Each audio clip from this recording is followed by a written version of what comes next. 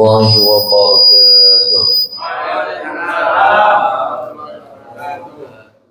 Jadi kayaknya bagus aja. Kegedean kali ya.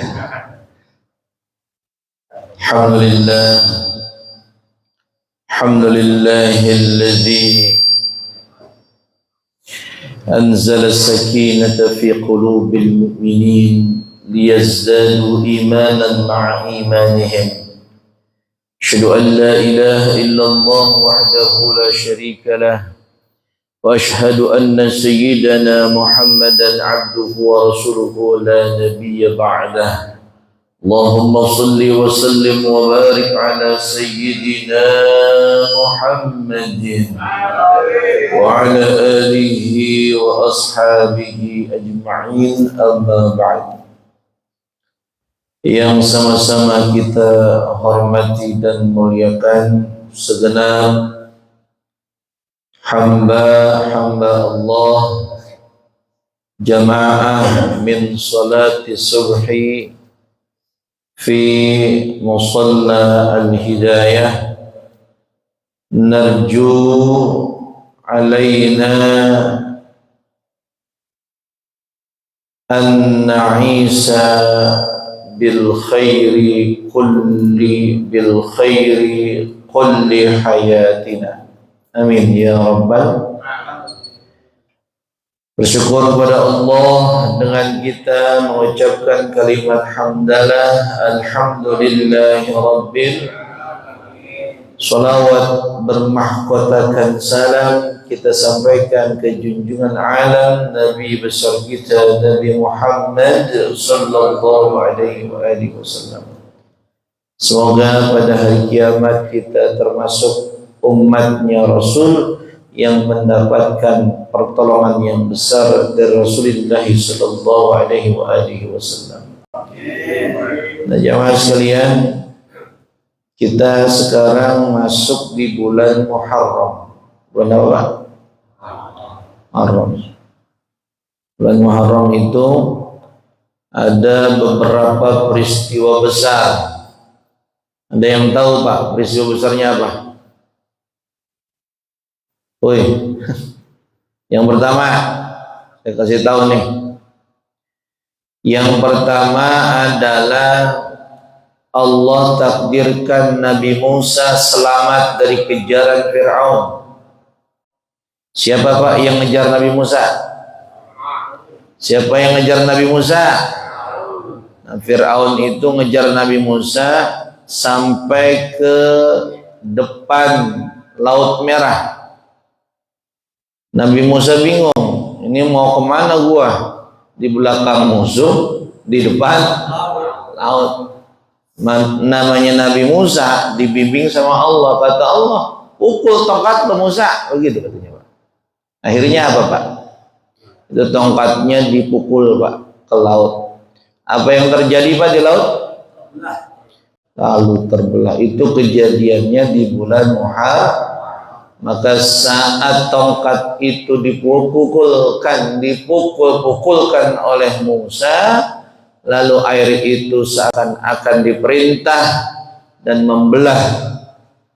membuat jalan khusus buat Musa dan umatnya. Maka selepas kemudian Nabi Musa alaihissalam melewati daripada Laut Merah, lalu laut itu kemudian kembali sebagaimana mestinya, tiada ada yang memisahkannya. Itu terjadi di bulan Muharram.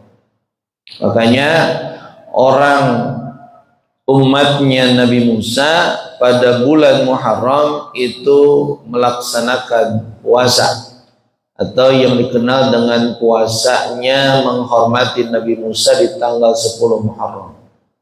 Yahudi umatnya Nabi Musa, maka dia puasa. Di Madinah itu ada umatnya Nabi Musa yang katanya dulu istilahnya masih beriman kepada Musa dan kepada Allah, tetapi dia tidak beriman kepada Nabi Muhammad. Masih Pak dia melaksanakan itu. Lalu kemudian lagi di bulan Muharram ada apa lagi Ustaz? Yunus alaihi salam. Siapa Pak? Yunus. Apa yang terjadi pada Yunus alaihi salam Pak? Apa? Apa ngomongin perut ini? Nabi Yunus alaihi salam karena dia seakan-akan itu frustasi Pak.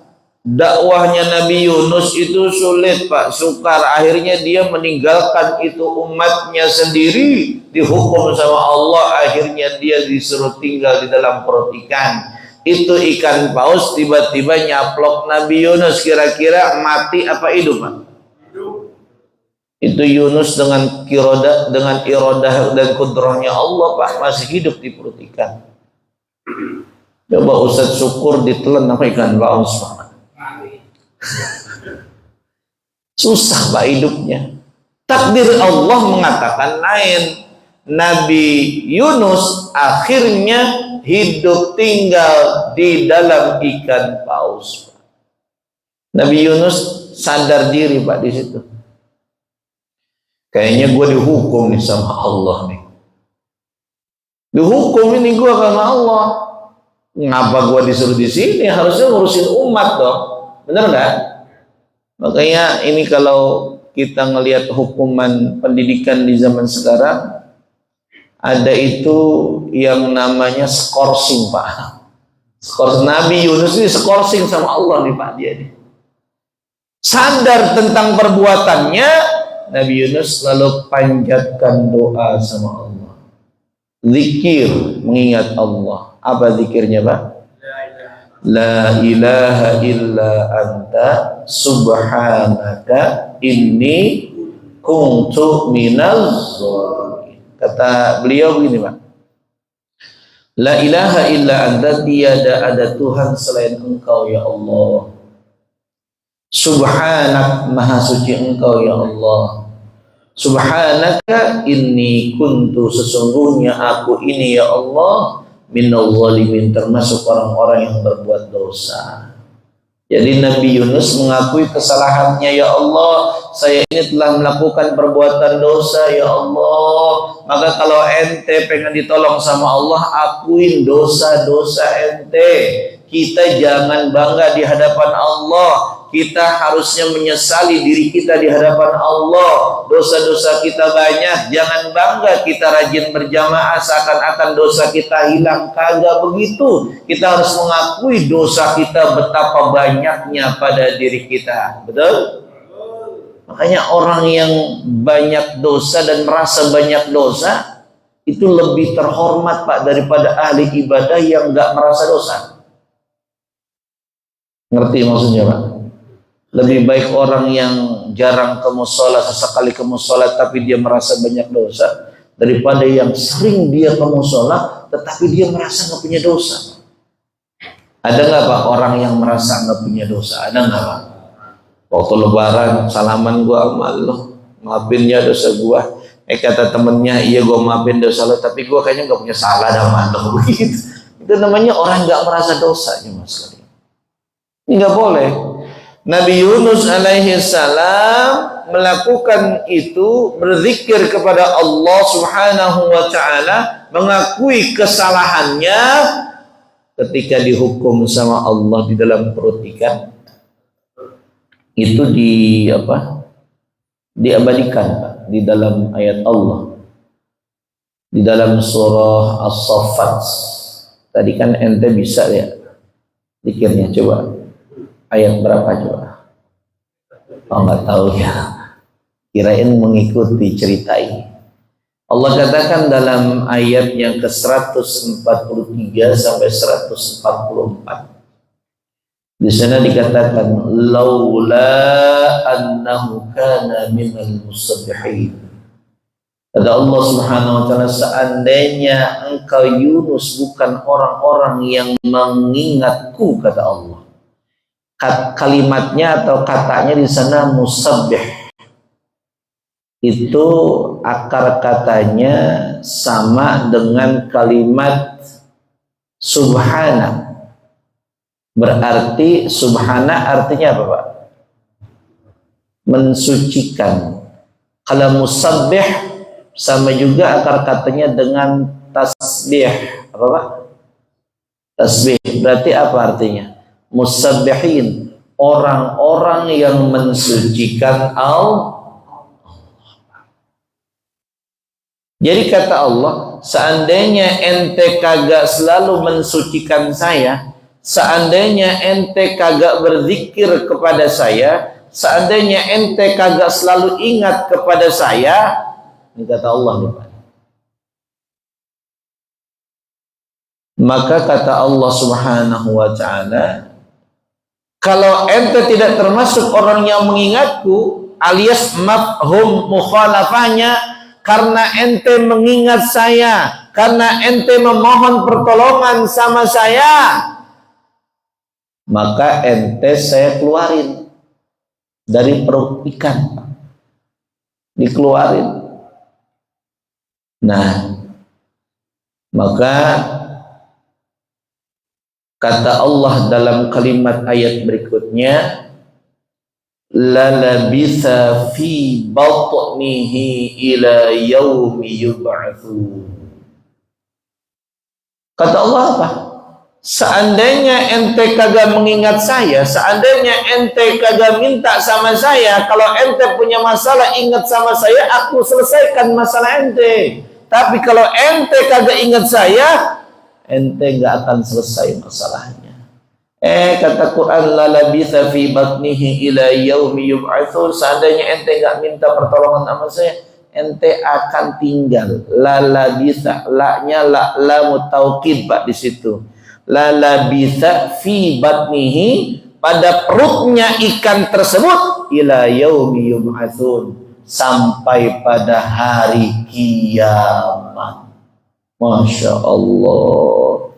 Tuh Pak, makanya kalau punya masalah minta sama. Itu kejadiannya di bulan apa Pak? Muharram. Makanya nikmat yang begitu besar Pak di Muharram itu. Jangan jauh dengan Allah Pak, deketin tuh Allah Pak di Muharram. Bangunnya yang biasanya habis subuh atau bangunnya pas subuh, bangunnya jam 2 kalau bisa sama Pak, deketin tuh Allah Pak. Kira-kira kita sering bangun jam 2 Pak? Pak, nanya ini Ustadz nanya Pak. Sering bangun jam 2 Pak? Jam 3. Ngapain Pak jam 2, jam 3 ngapain? Kencing. Deketin Pak Allah, deketin. Jangan jauhin Allah Pak di Muharram ini. Ada lagi Pak peristiwa, tapi ini peristiwa yang menyedihkan Muharram itu. Ada ini tentang kekuasaan jamaah sekalian. Ada keluarganya Nabi Muhammad atau cucunya Nabi Muhammad, Husain.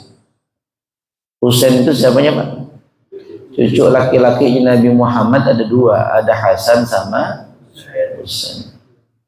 Nah Husain inilah yang kemudian menyedihkan Pak akhir kehidupan beliau. Terjadi juga di bulan Muharram. Kenapa terjadi? Karena waktu itu ada perpecahan di kalangan kaum muslimin dari keluarga Nabi dan bukan keluarga Nabi, di kalangan para sahabat. Ada namanya Bani Umayyah Pak. Siapa Pak? Bani Umayyah itu kayak semacam kerajaan ya maksudnya. Nanti pada perkembangannya ada banyak bani itu Pak. Ada Bani Abbasiyah, ada Bani Umayyah dan lain sebagainya, banyak bani Pak itu. Nah, salah satu daripada Bani Umayyah keluarganya mau diangkat nih Pak nih menjadi khalifah. Berebutlah Pak ceritanya. Namanya Yazid bin Muawiyah. Siapa namanya Pak? Yazid bin Muawiyah. Yazid bin Muawiyah ini meminta deklarasi dari keluarganya Nabi, tetapi tidak mau. Karena apa? Karena dianggap tidak layak menjadi seorang pemimpin. Akhirnya antara kelompok Yazid dengan Husain ini terjadilah yang namanya peperangan Pak. Alhasil pasukan yang ribuan dimiliki oleh Yazid tersebut mengepung daripada Sayyidina Husain. Di mana tepatnya? Di Karbala. Di mana, Pak? Di Karbala. Apa yang terjadi jamaah sekalian? Kira-kira keluarganya Nabi itu menang apa kalah, Pak? Dan na'udzubillah, terulang na'udzubillah ya. Kaum muslimin nggak boleh begini, Pak. Ini kejadian yang memilukan sebenarnya. Malu juga kita umat Islam ya. Dan orang kafir pasti senang, Pak, mendengar cerita itu. Akhirnya Husain meninggal dunia dengan berbagai luka di tubuhnya ya. Dari luka pedang, luka tombak, luka panah dan lain sebagainya. Dan pada akhirnya kepalanya daripada Sayyidina Husain dipenggal, Pak, oleh Yazid bin Muawiyah. Semoga beliau husnul khotimah. Amin. Dan ini kejadiannya sudah diprediksi, Pak, oleh Nabi Muhammad SAW. Ketika istrinya Nabi Muhammad itu meninggal dunia, diprediksi nanti akan ada keturunan beliau yang mengenaskan akhir masa hidupnya. Dan nubuah itu, prediksi Nabi SAW itu terbukti, Pak, pada masanya. Karena kejadian ini setelah meninggalnya Rasul jauh, Pak, setelahnya. Fase-fase Abu Bakar sudah lewat, fasenya daripada Umar sudah lewat, fasenya daripada Uthman sudah lewat, Ali sudah lewat. Itu fasenya cucunya Nabi SAW. Makanya kejadian di waktu itu di Karbala diingat oleh keluarganya Nabi dan pengikutnya sampai hari ini, Pak. Itu yang namanya kelompoknya Sayyidina Ali yang dikenal dengan yang namanya Syiah.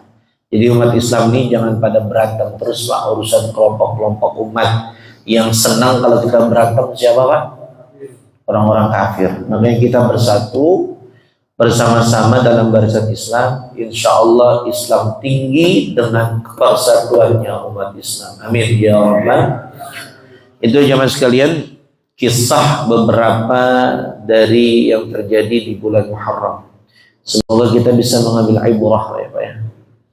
Dan jamaah sekalian rahimakumullah, pada bulan yang lalu kita sampai ceritanya tentang ternyata ada orang-orang atau qabilah, suku-suku min aqbahil qabail, qabilah-qabilah yang paling buruk, yang paling jelek, Pak, penolakannya terhadap dakwahnya Nabi Muhammad SAW. Ya, jadi waktu Nabi berdakwah itu dari qabilah ke qabilah, ada yang menerima dan ada yang menolak.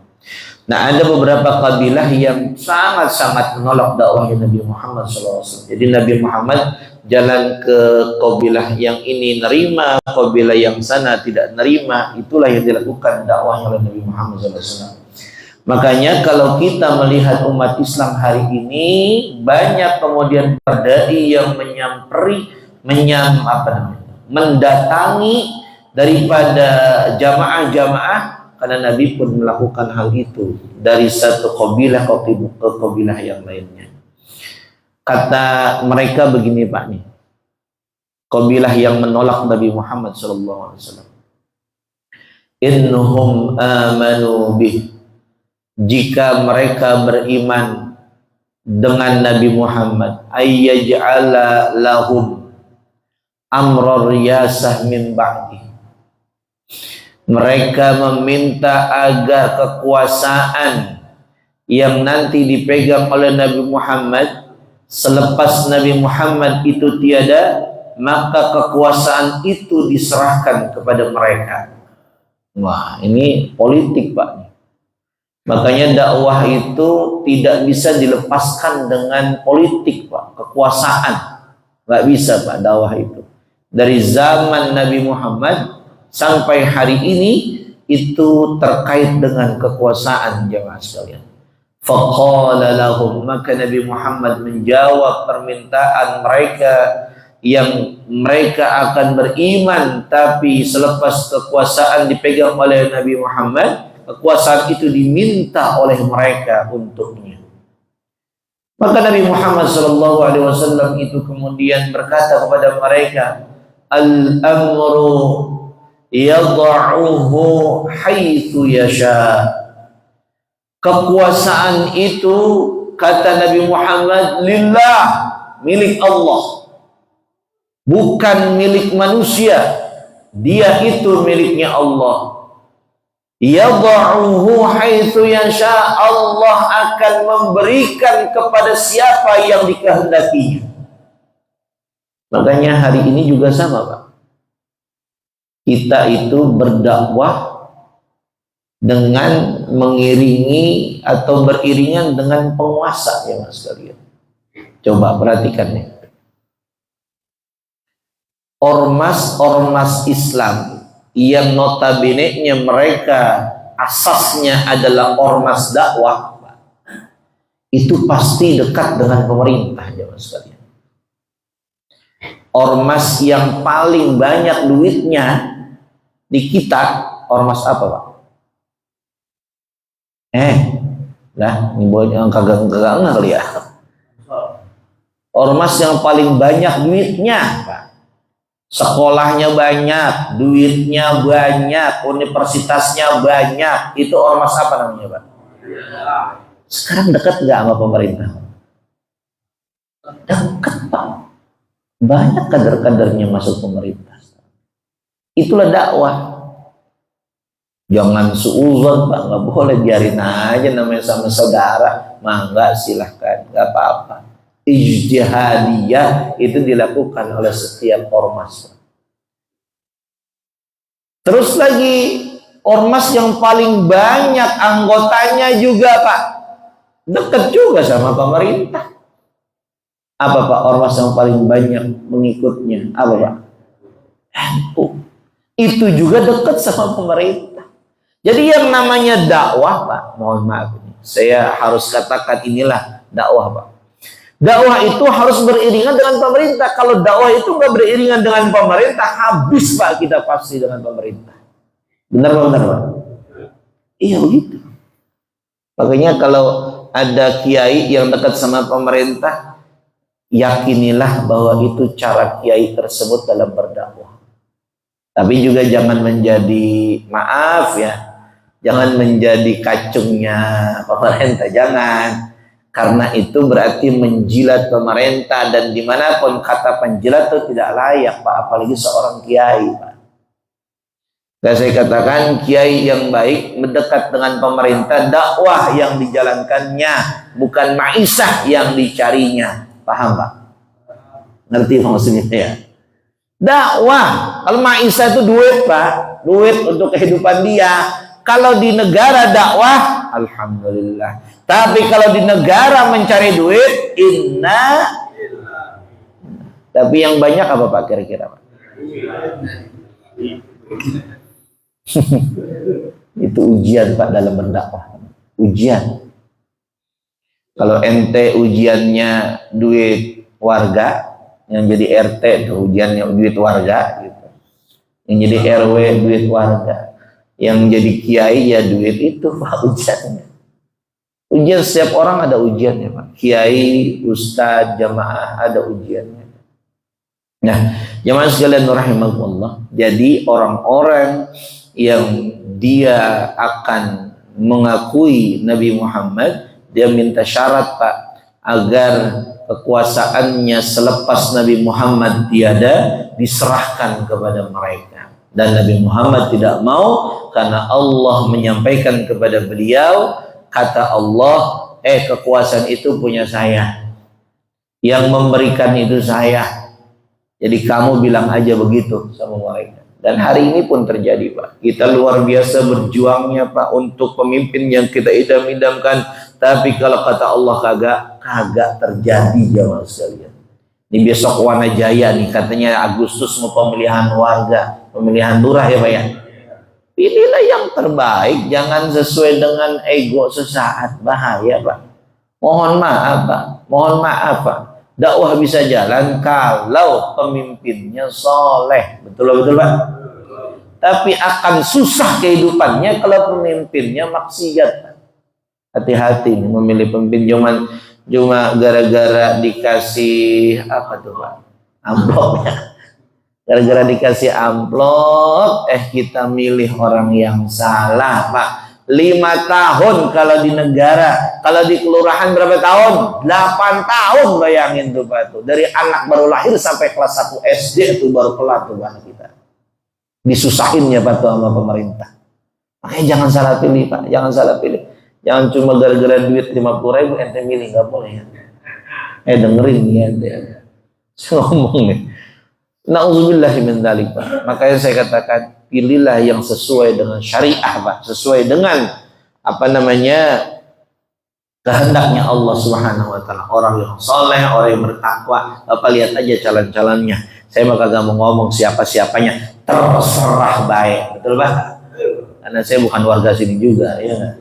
Nggak ada kepentingannya kecuali calonnya datang ke saya, Ustaz doain saya. Siap, saya doain. Begitu ya. Kecuali itu ya. Sampai nanya untuk suksesnya.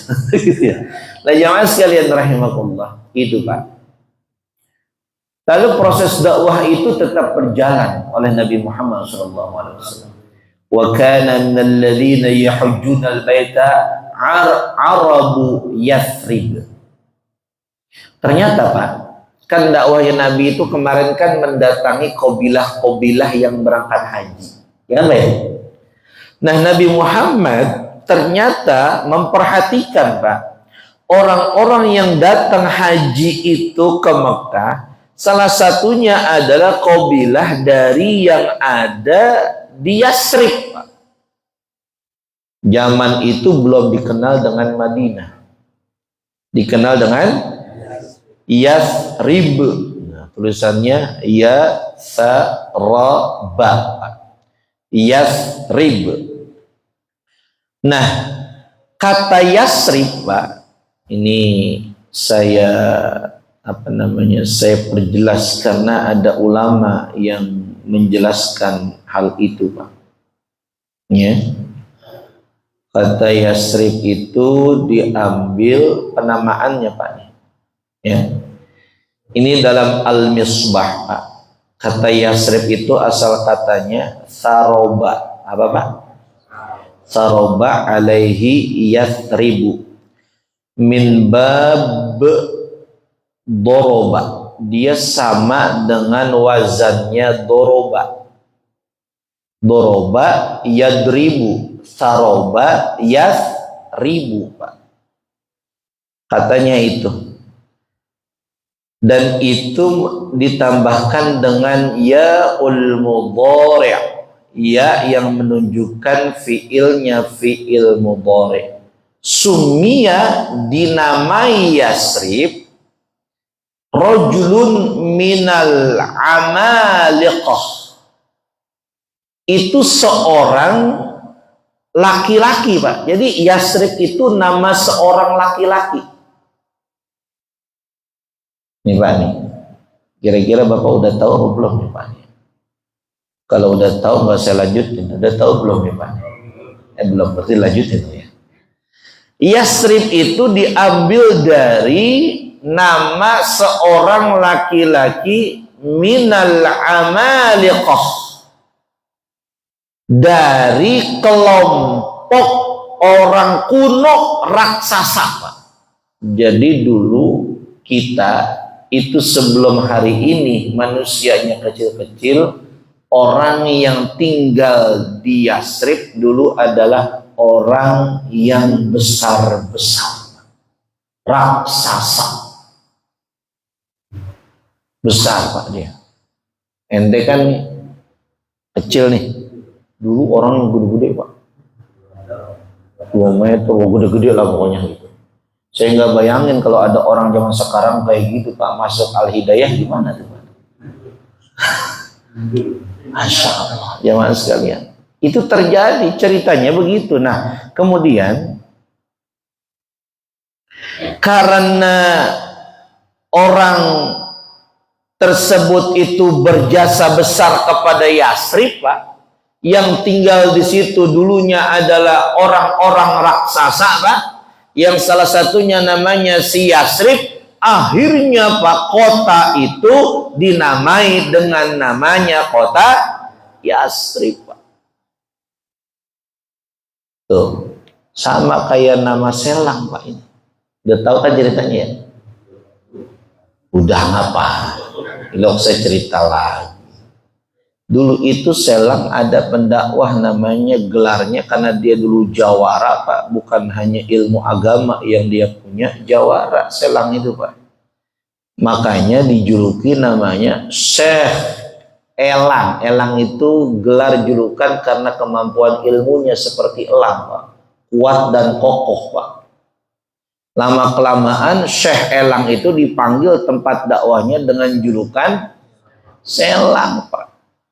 Selang itu gelar dari seseorang tokoh agama, Pak. Makanya kalau melihat tempo dulu, setiap wilayah itu ada dai-nya, Pak, ada pendakwahnya. Jangan heran, Pak, mestinya kita biasa saja. Hari ini, Pak, yang melanjuti estafeta dakwahnya adalah kita, Pak. Memang ada masa kelamnya, ada, nggak mungkin satu tempat nggak ada masa kelamnya, pasti ada, Pak. Dulu selepas Syekh Elang itu nggak ada, banyak itu yang namanya mandor-mandor, Pak, di sini. Kenapa? Karena Syekh Elang itu bukan hanya mengajarkan agama, tapi dia mengajarkan bela diri. Makanya dulu banyak di sini, Pak, para yang ahli silat, jawara, banyak itu, Pak. Apalagi Selang jauh, Pak. Gede dikit mandor, dor kemana lo? Jagoan, Pak. Yang sisanya itu, Pak, bukan ilmu agamanya yang nonjol, tapi ilmu, wah, itu kan uraganya yang nonjol, Pak. Dulu kalau kita berantem nih antara Selang A sama Selang B, misalnya saya nggak sebut nama Selang mana yang berantem ya, itu pakai ilmu kanuragan, Pak. Ada yang mengirim api nyala di atas rumah orang tersebut, tiba-tiba besoknya modar ke orang, Pak. Pernah dengar ceritanya, Pak? Nanti belum pindah kayaknya di sini, Pak. Itu zaman saya kecil masih ada tuh, Pak. Kalau malam Jumat itu ada yang nyala-nyala di atas gitu. Masih ada. Tahun berapa itu? Masih ada. Astagfirullahaladzim, hati-hati ente. Itu, Pak. Nah, selepas masa kegelapan itu berdatanganlah nih ente nih kaum muhajirin nih. Nanti kaum muhajirin kan ya? Muhajirin nih. Itu kayaknya udah terbuka tuh pola pikir. Alhamdulillah, datanglah para ustadz dari mana-mana ke sini. Muncul juga anak Selang kan, Ustadz Samit kan gitu ya. Ya pokoknya gitulah tuh. Makanya bismillah, dakwah itu pasti berlanjut, Pak. Mau siapa aja pelakunya, dakwah itu tetap jalan. Karena Allah emang menghendaki begitu. Setiap ada keburukan pasti ada kebaikan. Setiap ada masa kegelapan pasti ada masa penerangan. Itulah yang dilakukan oleh Nabi Muhammad. Ketika masa jahiliyah diutuslah beliau, maka beliau dikatakan apa, Pak? Minaz zulumati ilan nur. Nabi Muhammad itu membawa manusia dari zaman kegelapan menuju cahaya yang terang benderang. Seperti itu. Pasti begitu, Pak, proses dakwah. Nah, jamaah sekalian rahimakumullah. Nah, sampai di mana tadi Pak itu?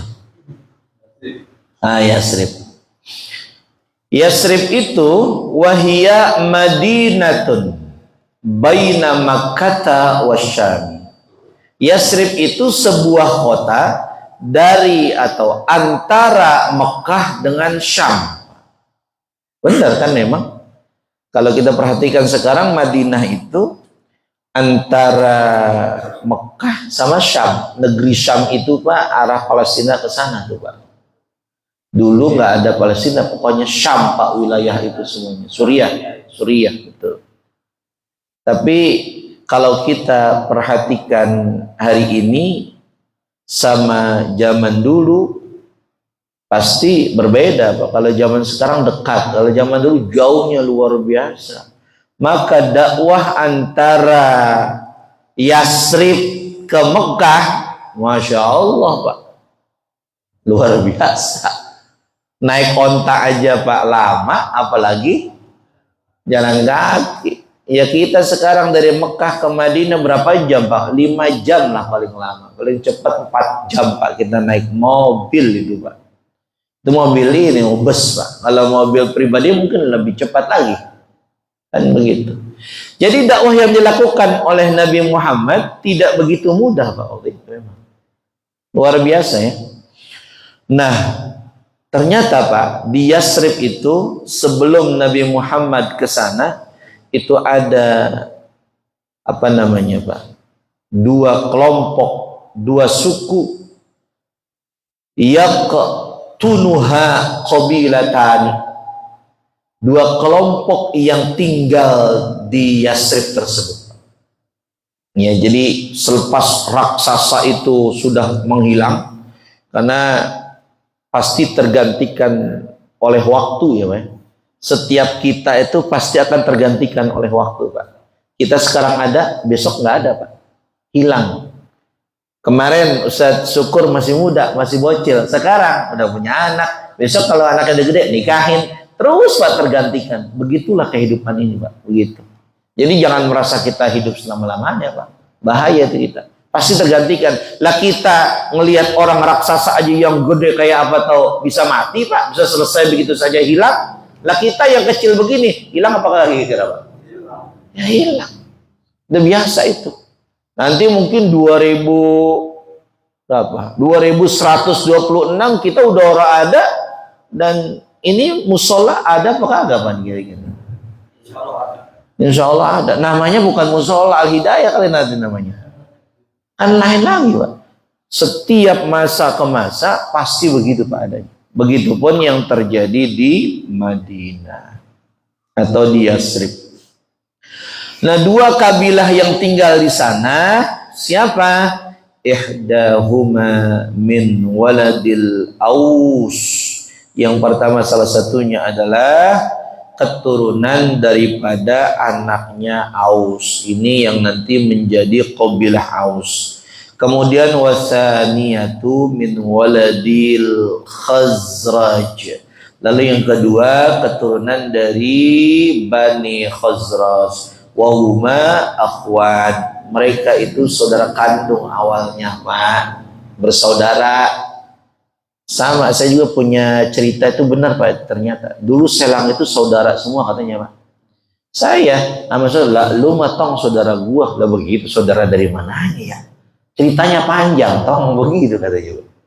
Ternyata memang satu tempat itu biasanya emang saudara Pak. Cuma kalau lama-kelamaan engkong-kongnya udah ora, nenek-neneknya udah ora, buyut-buyut udah ora, tinggal cucu-cucunya doang. Kadang-kadang putus obor. Tahu putus obor Pak? Mati obor, tahu Pak ya? Akhirnya kayak seakan-akan yang bukan saudara, padahal kalau diurutkan itu masih saudara. Saya aja Pak, mau saya syukur ente kalau tanya, saya kan keluarga sama dia Pak. Dengerin itu. Percaya nggak ente? Bukan masalah Bani Adam, saya keluarga sama Ustaz Syukur. Saya waktu itu datang ke rumah Ustaz Syukur. Saya masuk aja begitu Pak, nggak ucap salam, nggak apa. Kata dia bilang gini Pak, keluar enggak, begitu kata dia Pak. Berarti kan saya apa Pak? Keluarga. Begitu Pak, ya canda itu mah Pak, cuma jokes aja ya Ustaz ya. Tapi sesungguhnya innamal mu'minuna ikhwatun, orang beriman itu bersaudara. Nah jemaah sekalian rahimakumullah. Tetapi Pak, pada masa-masa berikutnya apa yang terjadi di Yasrib itu? Wa kana baina auladihima minal adawah. Akan tetapi yang terjadi di antara anak keturunan yang bersaudara tersebut dari Aus dan Khazraj, mereka ada permusuhan. Tuh Pak, berantem Pak mereka. Dulu Selang bersaudara, satu masa pada saling berantem Pak. Masya Allah, kalau berantem antara Selang A sama Selang B kadang-kadang ngeri Pak. Main keroyokan, sampai pada bonyok Pak tuh anak muda Pak. Dulu Selang saya sama Selang yang lain Pak, nonton film, nonton dangdut, berantem Pak akhirnya. Masya Allah, sekarang udah nggak ada Pak sekarang. Aman sekarang Pak ya. Dulu ada selang sama sono Pak, sama apa namanya Muktiwari Telar Pak, berantem Pak, kampung selang diserbu, habis semua kaca-kaca rumah orang Pak. Ngalamin nggak ente? Enggak ya, udah jangan Pak, yang nggak enak jangan ngalamin. Itu ada adawah Pak, ada permusuhan. Padahal dulunya dia adalah saudara. Tuh Pak. Jadi bukan hanya di kita, di Arab juga begitu Pak, terjadi gitu, ada permusuhan. Ma yaj'alu al-haraba. Itu terjadi peperangan akhirnya di antara mereka Pak. Bahkan peperangan itu Pak, la tad'u awzaraha bainal fariqaini. Tidak pernah berhenti Pak peperangan di antara mereka. Nggak berhenti-berhenti Pak, dikit-dikit perang, masalah kecil dibesar-besarkan, akhirnya terjadi peperangan di antara mereka. Fakanu daiman, dan mereka daim itu apa, kekal selama-lamanya, fi syiqaq, mereka berada dalam perpecahan, wa niza', pertikaian. Jadi berantem terus Pak. Wa kana yujawiruhum fil Madinah aqwam minal Yahud. Akan tetapi ada mereka di Madinah juga, bukan hanya suku itu, tapi juga ada dari kelompok orang Yahudi itu Pak. Tuh. Tapi orang Yahudi ini kira-kira baik apa enggak Pak? Woi, orang Yahudi baik apa enggak nih Pak? Apaan baik? Kalau baik nggak akan ngebunuhin Nabi Pak. Gitu. Orang Yahudi, saya mau tanya nih Pak, orang Yahudi dimanapun berada, kira-kira kesel nggak Pak sama Nabi Muhammad?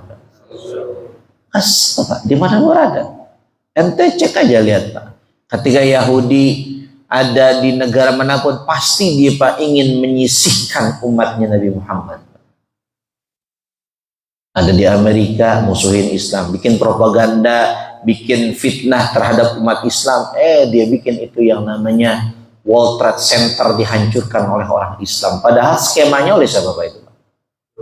Orang Yahudi sendiri Pak. Orang mereka sendiri itu yang menghancurkannya. Dan itu baru diketahui kapan? Selepas belasan tahun lamanya baru terbuka Pak konspirasi mereka terhadap umat Islam tersebut. Sebelumnya umat Islam difitnah Pak. Wah itu Osama bin Laden katanya begitu. Padahal Pak di gedung WTC itu Pak telah disiapkan apa namanya? Bom dan orang sudah pada keluar semua Pak. Dan mohon maaf Pak, gedung-gedung itu memang harus dihancurkan Pak. Ada masanya. Nggak kayak di kita nungguin rubuh baru tinggalin. Kalau di sono nggak nungguin rubuh Pak. Memang udah habis waktunya ya udah dihancurin aja. Begitu. Kalau di kita kan kagak rumah udah doyong tetap ditinggalin ya Pak ya, sampai nenek apa sih nek kagak mau dirubuhin rumahnya, mau dicakepin, biarin nggak apa-apa, rumah gua kuat, selama gua tinggal di sini pasti rumah gua gak akan rubuh. Subuh rata Pak rumahnya. Makanya saya bilang jangan kita terbawa oleh apa namanya framing yang dilakukan oleh mereka Pak. Jadi dari dulu sampai hari ini mereka memang suka memfitnah kaum muslimin. Kalau zaman Nabi memfitnah Nabi Muhammad sallallahu alaihi wasallam. Nah, saudara sekalian rahimakumullah, kata la tad'u awzaraha dalam kitabnya ada kalimat tersebut, maksudnya adalah orang dari kelompok atau dari Bani yang tinggal di Madinah itu, dia tidak pernah meletakkan beban-bebannya, maksudnya senjata-senjatanya, dia perang dan perang terus Pak. Ini dalam tafsirnya kinayatan, ini sebagai kiasan anil inqidai, pada waktu selesainya, artinya tidak pernah selesai itu perang Pak di antara mereka, terus menerus. Wal makna, dan artinya hatta yad'u ahlul harbi athqalahum, sampai nanti dia bisa meletakkan beban-beban mereka. Athqal itu senjata-senjata mereka, ya. Fa usnidal fi'lu ilal harbi majazan, dan ini disandarkan kepada perbuatan mereka untuk berperang secara majazi atau secara majas kiasan. Nah, jamaah sekalian rahimakumullah, itu Pak, ini udah siang nih, jam 6 Pak kurang. Udah apa lanjut? Udah ya? Udah ya? Kayaknya ente matanya sudah 5 watt ini. Udah saya udah paham udah. Kalau udah Ustaz Syukur kasih kode udah paham saya. Ustaz Syukur udah kasih kode udah jelas. Yang kita bisa ambil ibrah yang pertama bahwa dakwah Nabi Muhammad itu prosesnya panjang dan dakwah Nabi Muhammad tidak langsung diterima, jemaah sekalian. Ya kalau ada ustaz sekarang pengen dakwahnya langsung diterima, ini ustaznya bangga sombong banget. Nabi Muhammad ini dakwahnya nggak langsung diterima, ada prosesnya. Jadi kalau ada dakwah seorang ustaz ditolak, wajar apa kagak? Jadi kalau ada dakwahnya ustaz itu kemudian dicuekin, ditinggal tidur sambil senderan, itu wajar apa kagak? Wajar. Itu baru begitu doang wajar. Nabi Muhammad begitu. Ini bukan di sini, bukan. Di mana itu ya? Oh, yang Hidayah Cikarang sana ya? Iya. Nah, jamaah sekalian rahimahullah, itu saja yang dapat saya sampaikan. Kira-kira ada yang bertanya atau sudah jelas? Jelas ya? Apa yang jelas Pak? Dah itu saja yang dapat kita bahas pada pagi hari ini. Semoga Allah Subhanahu wa taala, kita doakan kepada para dai-dainya Allah Subhanahu wa taala agar diberikan kesabaran, agar diberikan kekuatan di dalam i'la'i kalimatillah. Nah, jamaah sekalian, saya ketika berdakwah di beberapa provinsi itu mendapati curhatan dari para dai-dai lokal, jamaah sekalian.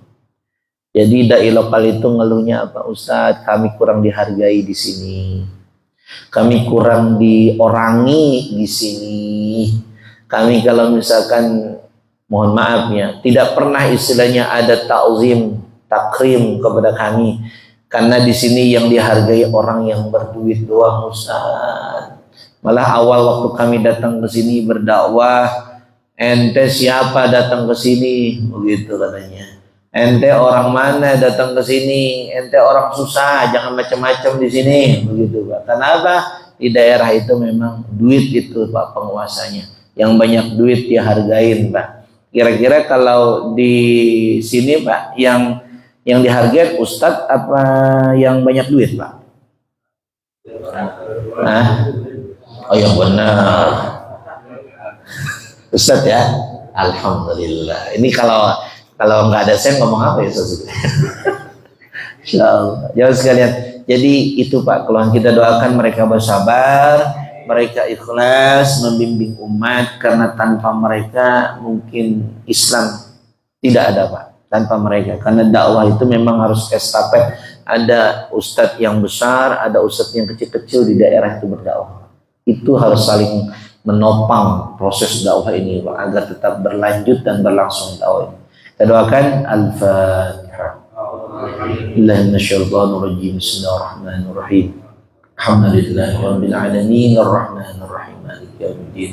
Iyyaka na'budu wa iyyaka nasta'in. Ihdinas siratal mustaqim. Shiratal ladzina an'amta 'alaihim ghairil maghdubi 'alaihim waladdallin. Amin. Bismillahirrahmanirrahim. Alhamdulillahi rabbil alamin. Allahumma shalli 'ala sayyidina Muhammadin. Allahumma ighfir lana dhunubana wa liwalidina warhamhum kama rabbawna shighara. ولجميع المسلمين والمسلمات والمؤمنين والمؤمنات الأحياء منهم والأموات. اللهم اجعل هذا جمعا مرحوما وتفرقنا من بعده تفرقا معصوما. اللهم اجعلنا من السعداء المقبولين ولا تجعلنا من الأشقياء المردودين. ربنا آتنا في الدنيا حسنة وفي الآخرة حسنة وقنا عذاب النار والحمد لله رب العالمين. Sekian, terima kasih. Wallahu a'lam bishawab. Wallahul muwaffiq ila aqwamit thoriq. Assalamualaikum warahmatullahi wabarakatuh. Waalaikumsalam. Muhammad.